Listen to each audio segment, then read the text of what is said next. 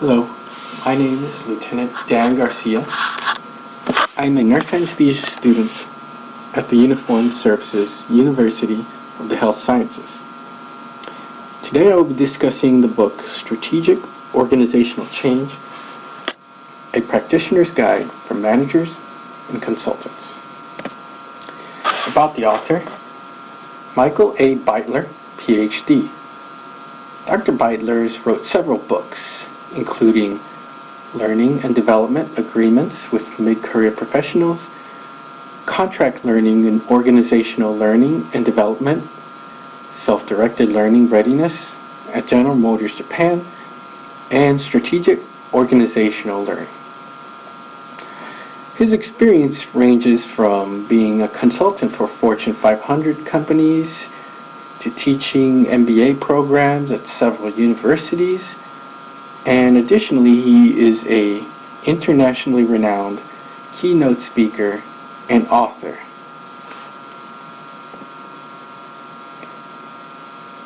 Beitler describes organizational change as a process. He divides this process into 6 steps: data gathering, data feedback, diagnosis, action planning, action taking and interventions, and evaluating. He calls this process the action research model. The first 2 steps involve gathering data. It is important to gather data first because you need to identify what's wrong in order to fix the problem. Next comes the diagnosis. Just like a doctor gathering information before making a diagnosis, this process is similar. Identifying the problem leads to the next step, which is to take action. The next 2 steps involve strategic planning and then the intervention. A lot of buy-in from team members is necessary in order to successfully implement the change. Beitler describes effective leadership and coalition building as key components in enacting organizational change. Lastly, it's vital to evaluate the intervention in order to determine if it was effective or not. Beitler emphasizes team building and leadership in his book. He describes the components of building an effective team that seeks to enact organizational change. Position power describes key players within the organization, such as board members or high-ranking individuals. Expertise and diversity describes seasoned veterans of the organization. These individuals, with their wisdom, will help make more informed decisions.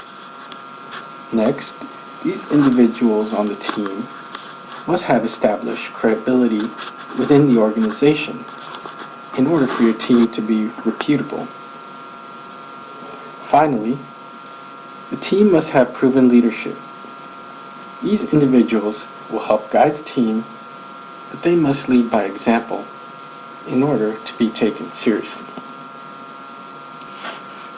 Matthew May, who was a senior advisor to Toyota, also describes using effective teams in order to enact change. He describes what's called a clamshell strategy.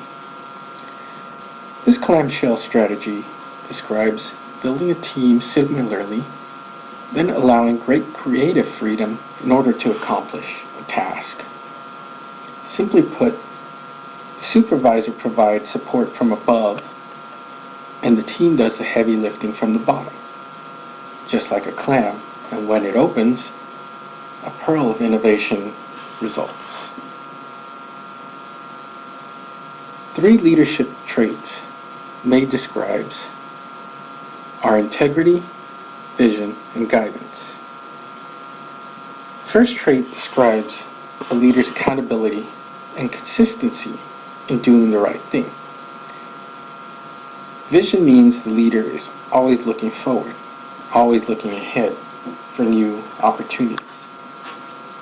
Guidance describes the leader's role as a mentor to others and his or her desire to see people succeed.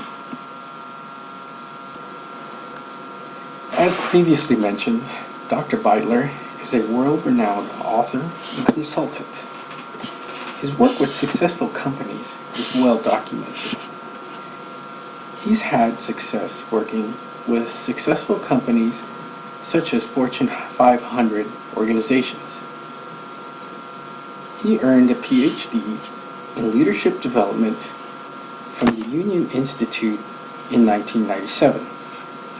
Dr. Beitler was a professor at UNC Greensboro and the top business school in Germany.